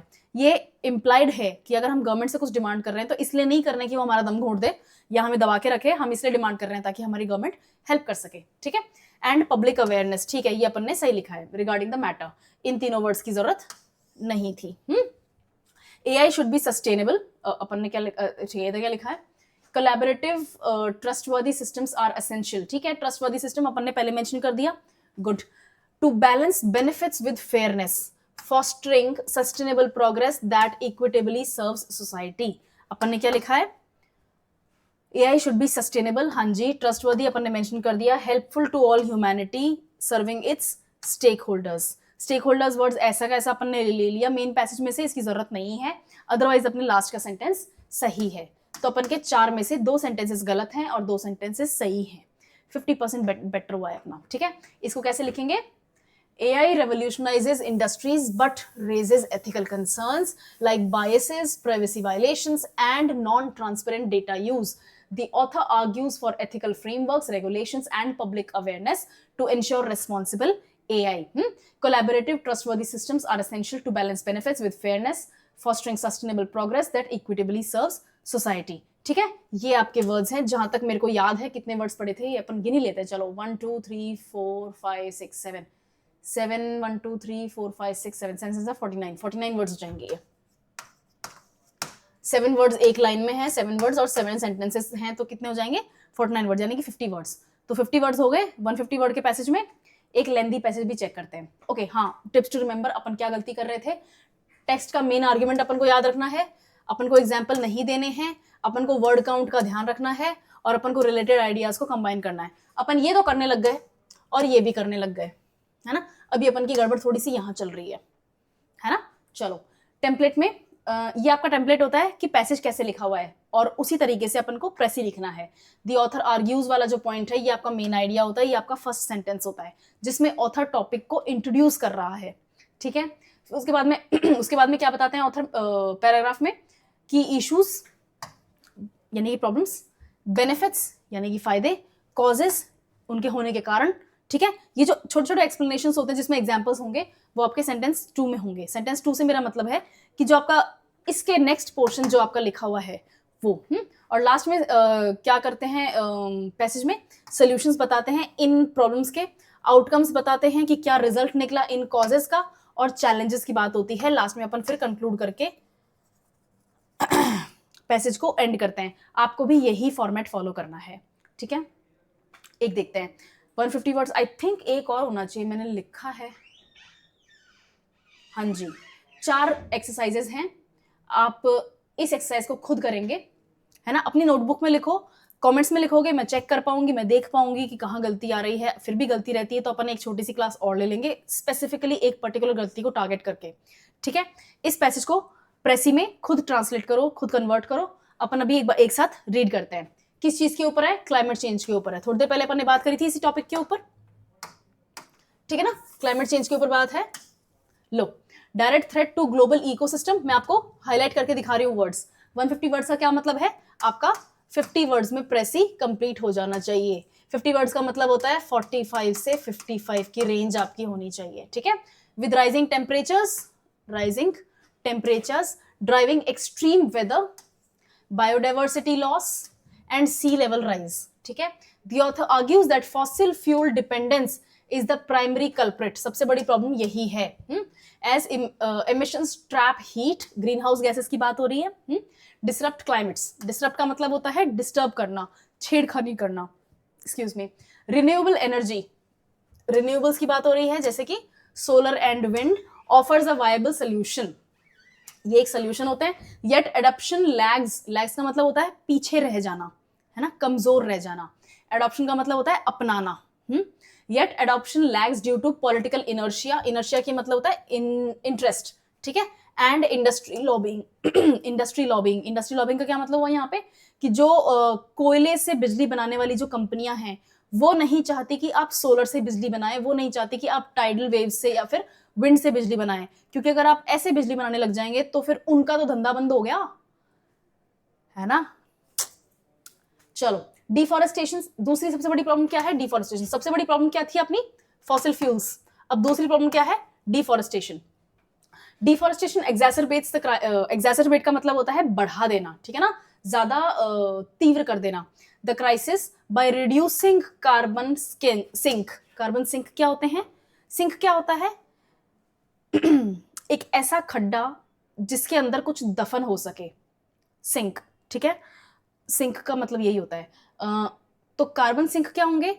ऐसी जगह, ऐसे एरियाज जहां पर कार्बन दफन हो सके, जैसे आपके मार्शी लैंड्स होते हैं, आपके मैंग्रोव्स होते हैं, आपके ट्रीज होते हैं, जंगल जो हैं, है ना, ग्रासलैंड्स हैं बहुत बड़े बड़े, स्पेशली ओशंस में जो फाइटोप्लैंक्टन्स होते हैं उनको भी कार्बन सिंक बोला जाता है। क्यों? क्योंकि वो बहुत सारा कार्बन एब्जॉर्ब करते हैं एटमॉस्फेयर में से, और जैसे जैसे वो कार्बन एब्जॉर्ब करते जाते हैं एटमॉस्फेयर का जो टेम्परेचर है वो डाउन आता जाता है, क्लाइमेट चेंज को कंट्रोल किया जाता है। तो अगर आपके कार्बन सिंक डिस्टर्ब होंगे, अगर आप पेड़ काट देंगे, जंगल खत्म कर देंगे, तो फिर कार्बन सिंक नहीं बचा, तो जो कार्बन एब्जॉर्ब हो जाना चाहिए था वो सारा का सारा एयर में रह जाएगा, क्लाइमेट चेंज हो जाएगा, ग्रीन हाउस गैसेस बढ़ेंगी, ठीक है। आपने डिफॉरेस्टेशन करके कार्बन सिंक को डाउन कर दिया, जिसके कारण वार्मिंग बढ़ गई है। एक्सेलरेट करने का क्या मतलब होता है? स्पीड तेज करना। The author urges immediate action, author क्या चाहते हैं? Immediate action. एक चीज नोटिस करना है, यहां पर सेमीकोलन है, okay.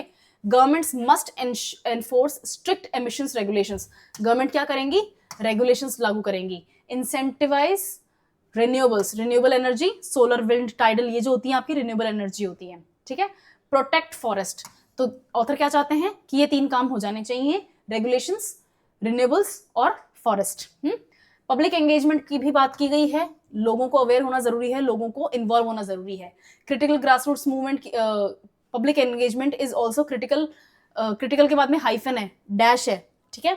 Grassroots movement, grassroots movement का क्या मतलब होता है? Public awareness, pressure leaders and shift consumer habits towards sustainability, consumer की हैबिट की बात हो रही है, चेंज करने की, और लीडर्स को प्रेशराइज करने की। आप जाएं पार्लियामेंट में, ऐसे कानून लेकर आए, ठीक है, कि पेड़ काटना क्रिमिनल एक्ट हो जाए, बहुत खतरनाक हो जाएगा अगर ऐसा हो गया तो, ठीक है। While technological advances help, they alone can not suffice without systemic change. समझ में आ रहा है? Delaying action risks irreversible damage, अगर आप एक्शन को डिले करेंगे, अगर आप अभी फैसला नहीं करेंगे, टैकल नहीं करेंगे, इस प्रॉब्लम को जड़ से नहीं मिटाने की कोशिश करेंगे, तो ऐसे खतरे हमें देखने पड़ सकते हैं जिनका हमारे पास में कोई इलाज नहीं होगा, है ना। थ्रेटनिंग फूड सिक्योरिटी, हमारी फूड सिक्योरिटी के ऊपर क्वेश्चन खड़ा हो रहा है और ह्यूमन लाइवलीहुड्स भी डिस्टर्ब हो रही हैं। Collaborative global efforts rooted in equity, equity का क्या मतलब होता है? बराबरी। Collaborative global efforts rooted in equity are essential to mitigate, mitigate का क्या मतलब होता है? कम करना, कंट्रोल करना या फिर नुकसानों को मिनिमाइज करना। Climate change and build resilient societies that adopt an altered planet. ये आपके रेजिलियंस की बिल्डिंग की बात हो गई। मैंने जो जो अंडरलाइन किया है वो आपके रेलेवेंट पॉइंट्स हैं, लेकिन इसका मतलब ये नहीं है कि आप ये सब लिखें, ठीक है? ये सब लिखना नहीं है, ये सब रेलेवेंट है। इनके आसपास आपको अपना आइडिया डेवलप करना है और प्रेसी लिखना है, आपका स्ट्रक्चर सेम होना चाहिए, ठीक है? 10 मार्क्स हैं, दिल लगा के लिखो, अभी लिखो, मुझे पॉज कर दो, अभी जाओ कमेंट्स में या फिर अपनी नोटबुक्स में और अभी लिखना शुरू करो, ठीक है? इसको मैं रब कर देती हूँ, यहां से आपने इसका स्क्रीनशॉट ले लो, ठीक है? Okay, done. चलो इसको रब कर देते हैं और आप लोगों ने अब जो भी लिखा है ना उसको अपन चेक करते हैं, ठीक है? क्या लिखा है, क्या रिपीट हो रहा है, क्या मिस्टेक हो रही है, वो सब अभी चेक हो जाएंगी।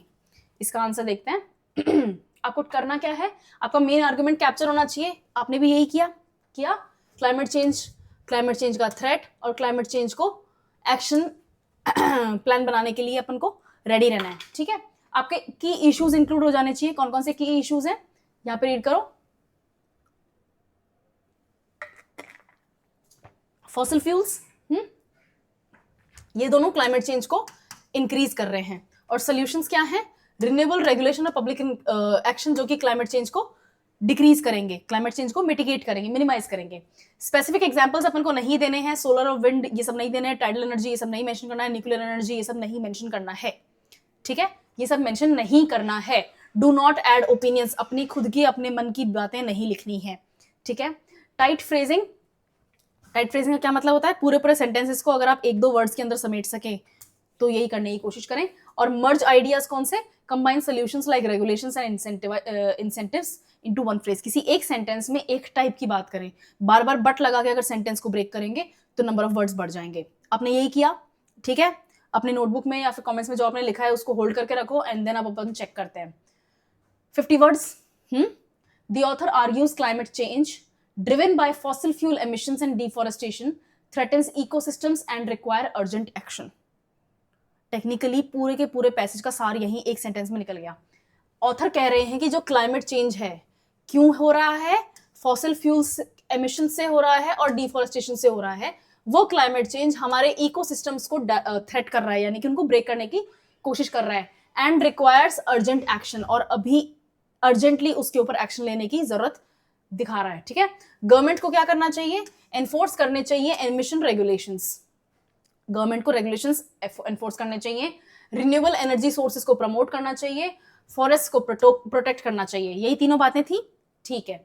फॉरेस्ट को प्रोटेक्ट करने के बाद में पब्लिक एंगेजमेंट भी जरूरी है ताकि सस्टेनेबिलिटी बनाई जा सके। आप पानी बर्बाद ना करें, आप इलेक्ट्रिसिटी बर्बाद ना करें, आप फॉसिल फ्यूल का ये जो आप कार ड्राइव करते हैं इनको कोशिश करें सीएनजी ड्रिवन लें या फिर इलेक्ट्रिक लें, ठीक है ना? ये सब आपकी पब्लिक एंगेजमेंट में सस्टेनेबिलिटी में आ जाएगा। उसके बाद में कोलैबोरेटिव ग्लोबल एफर्ट्स जो हैं वो बहुत जरूरी हैं रेजिलिएंट सोसाइटीज बनाने के लिए। कैसे? ताकि मिटिगेशन किया जा सके। बैलेंसिंग मिटिगेशन मतलब बैलेंस किया जा सके, मिटिगेशन मतलब डिक्रीज किया जा सके। किस चीज को डिक्रीज करने की कोशिश करें? क्लाइमेट चेंज के इफेक्ट्स को और इक्विटेबल एडेप्टेशन को। आ गए, इसमें सारी बातें आ गई हैं। कहाँ गया? ये रहा, ठीक है ना?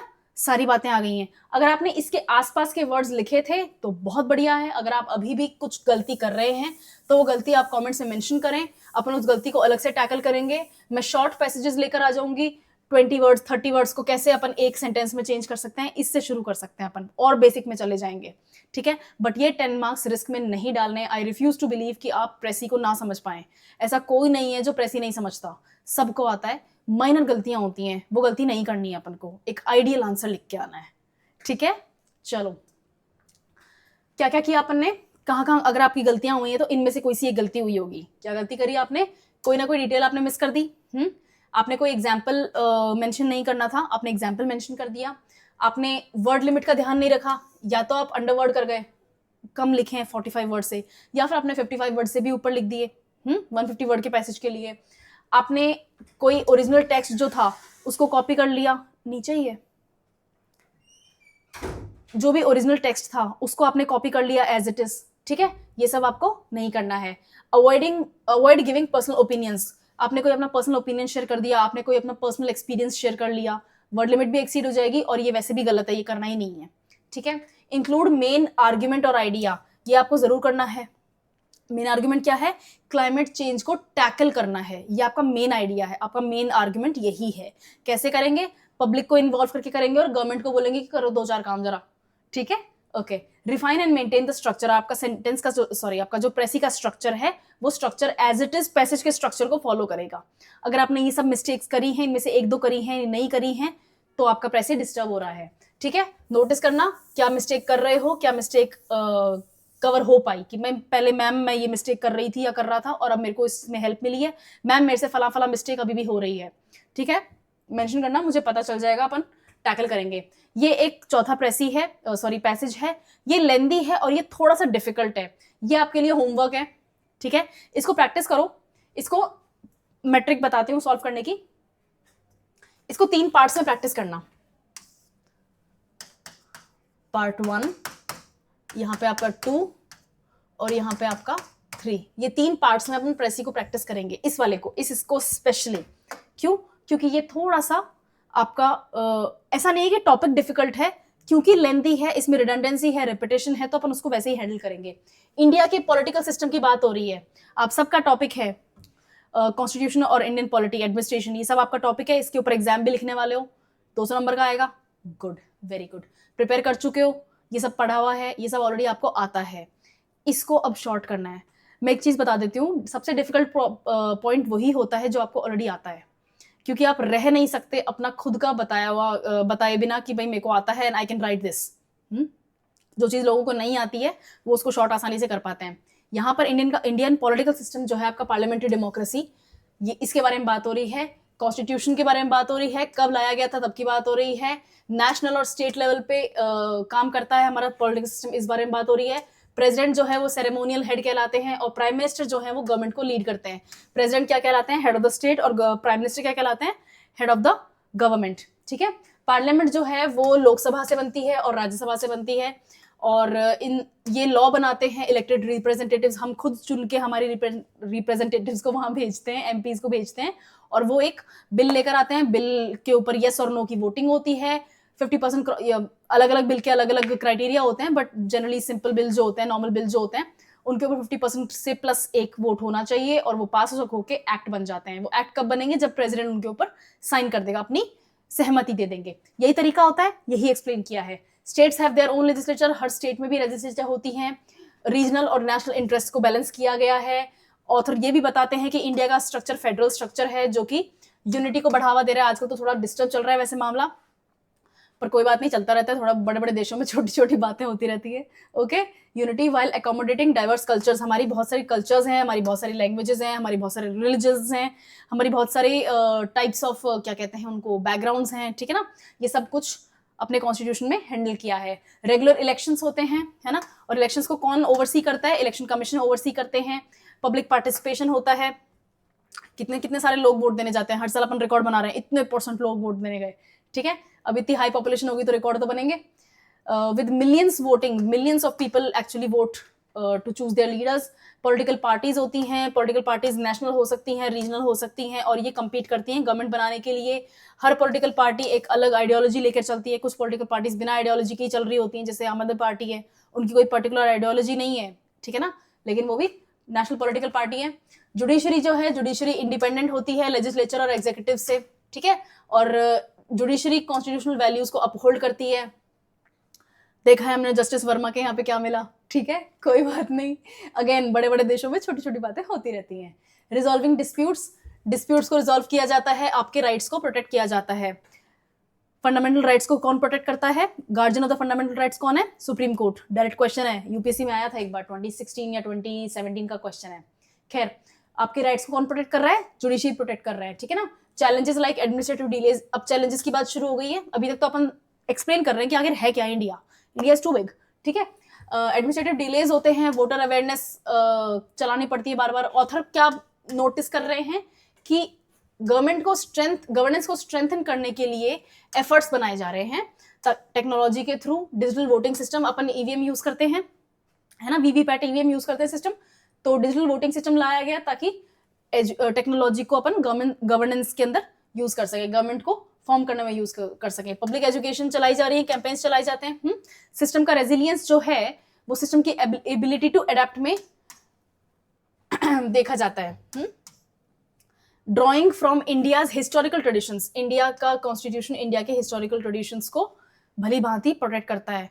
आपने अगर ओरिजिनल कॉन्स्टिट्यूशन टेक्स्ट की फोटोग्राफ्स देखी हैं तो उसमें आपने देखा होगा कि बहुत सारे हमारे गुरुओं की और भगवानों की और जो हिस्टोरिकल जो ग्रेट फिगर्स हैं, जैसे छत्रपति शिवाजी महाराज हो गए, है ना, इनकी फोटोज बनी हुई है, महात्मा बुद्ध हो गए, सिख गुरु हैं गुरु गोविंद सिंह जी, ये इनकी फोटोज लगी हुई हैं। क्यों? क्योंकि हम इनकी लाइफ के थ्रू इंस्पायर होना चाहते हैं। हमारा कॉन्स्टिट्यूशन, हमारा जो संविधान ही नहीं, सिर्फ हमारा पूरा सिस्टम जो एडमिनिस्ट्रेटिव सिस्टम भी है, हम चाहते हैं कि इन लोगों की महान जो वो थी, क्या कहते हैं, हैबिट्स जो थी या जो उनकी नेचर थी, पर्सनैलिटी ट्रेट्स थे, उनको अडॉप्ट कर सकें।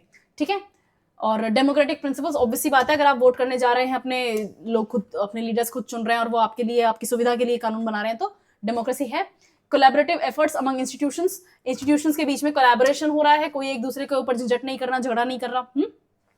सिटीजन्स जो हैं जरूरी हैं इस फ्रेमवर्क को बनाए रखने के लिए। ठीक है, सिटीजन्स की अवेयरनेस भी जरूरी है। Ensuring it serves India's vast and diverse population effectively. समझ में आ गया पूरा पैसेज क्या है? 200 वर्ड्स का पैसेज है। आप इसमें 70 से 80 वर्ड्स में एक पैसेज लिखेंगे, एक प्रेसी लिखेंगे। सारा का सारा आइडिया शेयर होना चाहिए, एग्जाम्पल्स नहीं मेंशन करने हैं, टोन सेम रहनी चाहिए, स्ट्रक्चर सेम रहना चाहिए और पर्सनल एक्सपीरियंस नहीं बताने हैं। ठीक है, मैं इसको रब कर देती हूँ। दोनों पेजेस का स्क्रीनशॉट लो, और स्क्रीनशॉट ही लेना, लिखने मत बैठ जाना, it's going to be a waste of your time. Screenshot लो और इसके ऊपर एक बढ़िया सा प्रेसी लिख के दिखाओ मुझे फिर। ठीक है, अगर प्रेसी में और जरूरत पड़ती है तो मैं बहुत शॉर्ट 3-4 सेंटेंसेस के पैसेजेस ले आऊंगी।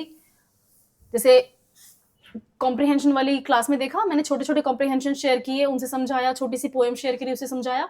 वैसे ही पैसेजेस में भी अपन छोटे लेवल पे चले जाएंगे, छोटे छोटे पैसेजेस लेकर आ जाएंगे, एक एक दो सेंटेंस में अपन प्रेसी बनाने का तरीका सीखेंगे। ठीक है, इसकी फोटो ले लो। ये आपका 4th एक्सरसाइज है, 4th एंड फाइनल एक्सरसाइज, और ये आपका 2nd पेज है इस 4th एक्सरसाइज का, और इसका आपको प्रेसी लिखना है। 3 पार्ट्स में कैसे लिखेंगे? सबसे पहले आप इंडिया के पॉलिटिकल सिस्टम के बारे में लिखेंगे। ये मैं आपको हिंट दे रही हूँ, जब कोई पैसेज बहुत लेंदी होता है, उसका प्रेसी बनाना है तो आप बस डायरेक्ट नहीं प्रेसी बना सकते, आपको उसको एक स्ट्रक्चर देना पड़ेगा। इसके बाद में आपको जुडिशरी की बात करनी है, जुडिशरी का मेन पोर्शन था, है ना। एग्जीक्यूटिव की बात करनी है कि आप अपने खुद लोगों को चुनते हैं, यहाँ पर पब्लिक पार्टिसिपेशन वाला पॉइंट यहाँ पर लिखेंगे आप। ठीक है ना, और यहां पर कंक्लूजन में आपको क्या लिखना है? Collaboration between institutions. कंक्लूजन में दूसरी चीज क्या लिखेंगे? लोगों को सर्व करना, सर्विंग पीपल। इस वाली चीज से आप इसको एंड करेंगे, इन वर्ड्स से नहीं, इस चीज से एंड करेंगे। पॉलिटिकल सिस्टम में आप कॉन्स्टिट्यूशन वाली बात लिखेंगे, है ना, समझ में आ गया। और दूसरी चीज क्या मेंशन थी यहाँ पे पॉलिटिकल सिस्टम में? हाँ, स्टेट्स वाला पॉइंट भी है ना, स्टेट्स वाला पॉइंट भी इंपॉर्टेंट है। स्टेट एंड यूनियन, इन दोनों को एक सेंटेंस में ज्यादा 6 to 7 वर्ड्स में आप इनको मेंशन करके ओवर करेंगे। ठीक है, आपका प्रेसी इन 3 पार्ट्स में डिजाइन होना चाहिए। सबसे पहले आप पॉलिटिकल सिस्टम को इंट्रोड्यूस करेंगे, कॉन्स्टिट्यूशन को इंट्रोड्यूस करने के दौरान 1950 वाली लाइन जो थी वो यहाँ आएगी, स्टेट और यूनियन को मेंशन करेंगे। उसके बाद में आप जुडिशरी पे आएंगे कि जुडिशरी क्या करता है, जुडिशरी कैसे काम करता है, और एग्जीक्यूटिव पब्लिक पार्टिसिपेशन के लिए पब्लिक पार्टिसिपेशन एग्जीक्यूटिव को क्रिएट करता है। ठीक है, उसके बाद में आप कंक्लूड करेंगे। कंक्लूड किस मामले में करेंगे? कि जो जितने भी इंस्टीट्यूशंस हैं वो स्मूथली फंक्शन कर रहे हैं, कोलैबोरेट कर रहे हैं, ताकि लोगों को प्रॉपरली इफेक्टिवली सर्विस कर सकें। इसीलिए है। चलो, इससे पहले कि आप लोग इसको देख लो ठीक है, वो आंसर है। मैं ऐसा करते हैं, मैं वो आंसर शेयर करती हूँ। ठीक है, अभी तक आप पॉज करके मस्त उसको अपना पैसेज लिखें और ईमानदारी दिखाएं। कुछ दिनों में आपका एग्जाम है, ठीक है ना, तो हाय ठीक है। ऑथर ने पार्लियामेंट्री डेमोक्रेसी को इंट्रोड्यूस किया है, कॉन्स्टिट्यूशन वाली बात मेंशन हो गई 1950 से, ठीक है। फेडरल स्ट्रक्चर है, यहाँ पर अपन ने यूनियन की बात करी है, प्रेसिडेंट प्राइम मिनिस्टर जो है उनकी बात करी। बाई कैमरल पार्लियामेंट किसको बोलते हैं, लोकसभा राज्यसभा दोनों को मेंशन करते हैं तो बाई कैमरल होता है, ये आपने पढ़ा है कॉन्स्टिट्यूशन में, ठीक है, अपनी पॉलिटी में। स्टेट लेजिस्लेचर वाली बात मेंशन हो गई, लोकल नीड्स को देखने के लिए मैंने यही बताया अभी आपको। पॉलिटिकल सिस्टम मेंशन करना है, कॉन्स्टिट्यूशन की 1950 वाली लाइन आनी चाहिए, और स्टेट और यूनियन को मेंशन करना है। यहां तक अपन पहुंच चुके हैं। फिर क्या है, ठीक है, इलेक्शंस कौन करवाता है आपका, इलेक्शन कमीशन करवाता है, जहां पर मिलियंस ऑफ पीपल पार्टिसिपेट करते हैं। इंडिपेंडेंट जुडिशरी है जो आपके राइट्स को प्रोटेक्ट करती है। चैलेंजेस हैं, चैलेंजेस कौन से हैं, डिले है टेक्नोलॉजी और एजुकेशन के, हाँ ठीक है, ये सब आपके चैलेंजेस है। Despite challenges like delays, technology and education enhance governance, ठीक है ना, लोगों की अवेयरनेस जो है वो और टेक्नोलॉजी जो है वो गवर्नेंस को बेटर बनाते हैं, स्मूथ बनाते हैं। और चैलेंजेस क्या हैं, डिले, डिले किस टाइप के, जो भी डिले, जो तो डिले है ही, दिस इज इंडिया, ठीक है, इंडिया में हर चीज धीरे धीरे आराम से होती है। कोलैबोरेशन है इंस्टीट्यूशंस के बीच में, और सिटीजंस को, ये लीजिए आपके डाइवर्स पॉपुलेशन को सर्विस किया जा रहा है, यही है। अभी मैंने आपको यही बताया था, आपको जुडिशरी लिखना है, एग्जीक्यूटिव लिखना है, पब्लिक पार्टिसिपेशन। पब्लिक पार्टिसिपेशन में मैंने क्या बताया अभी आपको, यहाँ पे इलेक्शन वाली लाइन आ गई, एंगेजिंग मिलियंस, इलेक्शन कमीशन जो है वो मिलियंस ऑफ लोगों से वोट करवा लेता है, ठीक है, तो ये आपका पब्लिक पार्टिसिपेशन वाली लाइन आ गई। उसके बाद में कंक्लूजन, आपने कोलैबोरेशन बता दिया और लोगों को सर्विस करने वाली लाइन से एंड कर दिया। ये आपका 67, ये कितने वर्ड्स का था, जहां तक मुझे याद है मैंने 70 वर्ड्स के आसपास तक ही पहुंचा था, 68 69 के आसपास वर्ड्स थे ये, ठीक है। ये आपका प्रेसी हो जाएगा। मुझे उम्मीद है कि प्रेसी का बेसिक्स आपको समझ में आ गए हैं, ठीक है। मैंने 10 प्रेसी और रेडी करे हैं पैसेजेस के साथ में, वेराइटी ऑफ टॉपिक्स के साथ में है वो, ठीक है, वेराइटी ऑफ टॉपिक्स, मतलब दुनिया जहान के टॉपिक्स उठा के मैंने लिखा, उसके ऊपर प्रेसी बनाए हैं। आपको डिस्क्रिप्शन बॉक्स में जाना है, टेलीग्राम का लिंक मिलेगा, उस पे जाना है, और वहां पे आपको इस क्लास की पीडीएफ और प्रैक्टिस के लिए वो वर्कशीट आपको मिल जाएगी, ठीक है। कोई प्रॉब्लम आती है नीचे लिखना कमेंट्स में, यहाँ नहीं तो टेलीग्राम में बताना, नहीं बताना है, जो आपने प्रैक्टिस किया है, जो आपने रेडी किया है, उसको यहाँ पर क्रॉस मैच करके अपना प्रैक्टिस करते रहना, ठीक है। प्रेसी में गलती नहीं होनी चाहिए। प्रेसी 10 मार्क्स का होता है, 10 मार्क्स बहुत बहुत ज्यादा होते हैं। 10 मार्क्स को खेल नहीं खेलना है, मैं 2 मार्क्स के साथ भी आपको गेम नहीं खेलने दूंगी, 10 मार्क्स तो बहुत दूर की बात है, ठीक है। चलो नेक्स्ट क्लास में मिलते हैं।